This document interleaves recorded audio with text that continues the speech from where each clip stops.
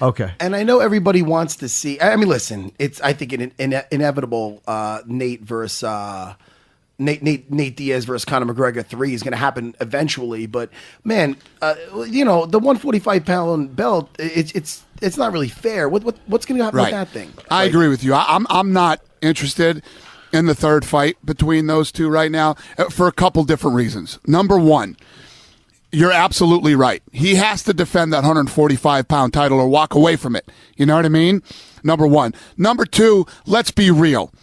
Nate Diaz stepped up, and it was fucking huge, and I have so much respect for him and Conor for both doing it, and it was such a fun fight. They both wanted to do it again and everything else. It's all great. But we have weight classes for a reason here. Yeah. And Conor is such a fucking super talented athlete, right?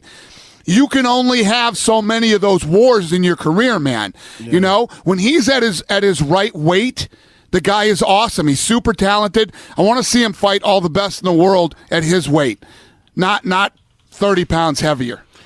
And now it's more interesting now. Like if you did that rematch right away with Jose Aldo, who would really want that after the 13-second thing, the fight the first time.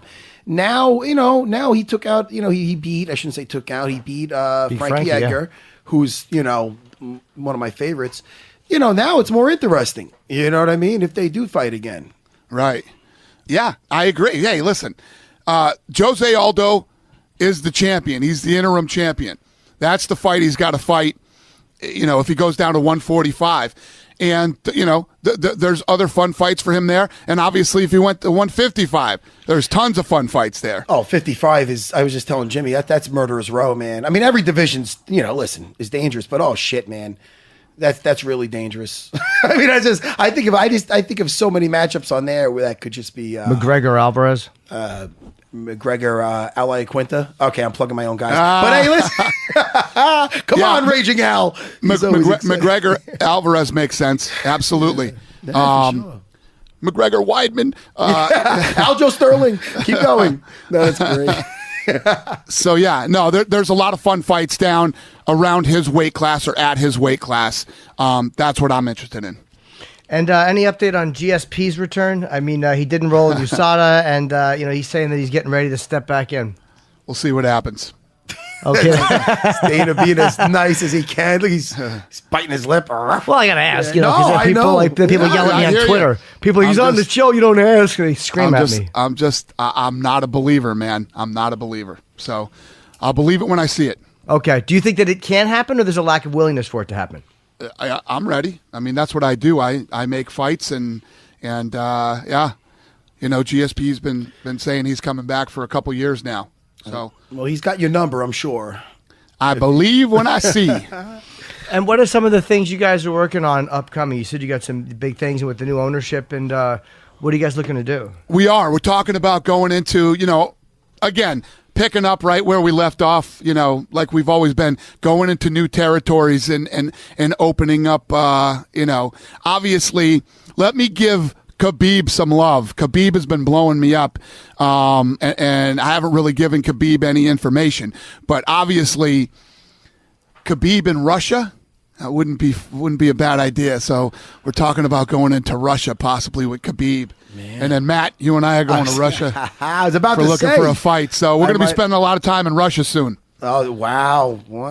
Hey, if you do an Amsterdam episode, can I tag along? Yes.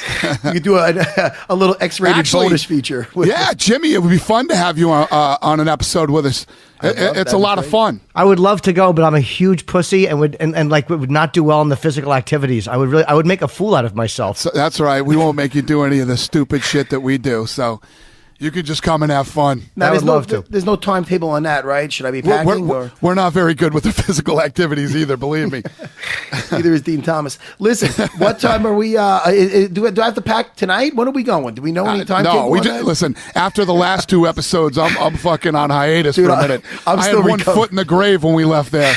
Yeah, fucking Sturgis. I know. I don't want to blow that. I can't wait to talk about that stuff. But we have plenty of time for that. What else, Jimmy? Well, I wanted to ask. Dan had said that he thinks MMA should be a part of the Olympics, and I don't disagree because so many aspects of it are in the Olympics. So, what do you think about getting that done? Yeah, my team's been working on that for a long time, 4 or 5 years.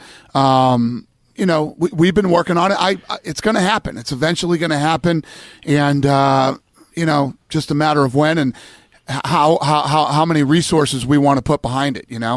Well, are you worried that it would affect the UFC schedule at all? And how many fights would these guys have to have? And, it's almost like when they play the Pro Bowl in football, they do it at the end of the year because if somebody gets hurt, it fucks them up for the season. Yeah, exactly. I agree. That's the other thing. I mean, if you got to figure out, is it going to be amateurs or is it going to be pros? Because if our pros do it, I mean, that puts a big kink in our year.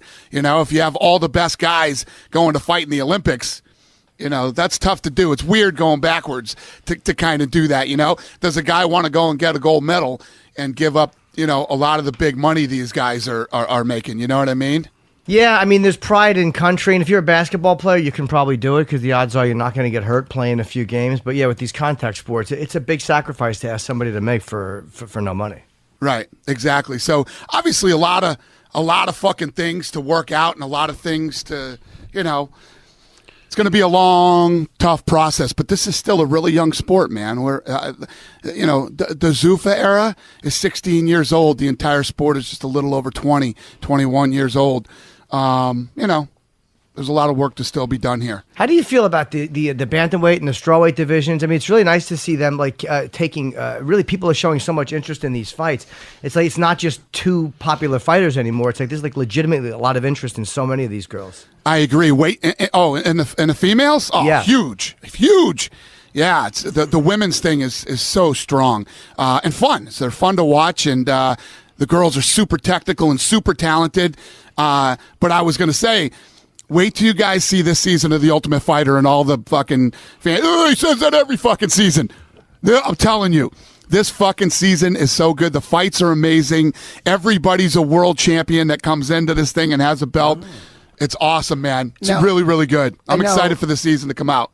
And this one, Dana, correct me if I'm wrong, is this kind of like this? You're doing what I did on season 4, like they're doing the winner gets the shot at the title. Or is that no? Exactly. Yes. The winner will fight Demetrius.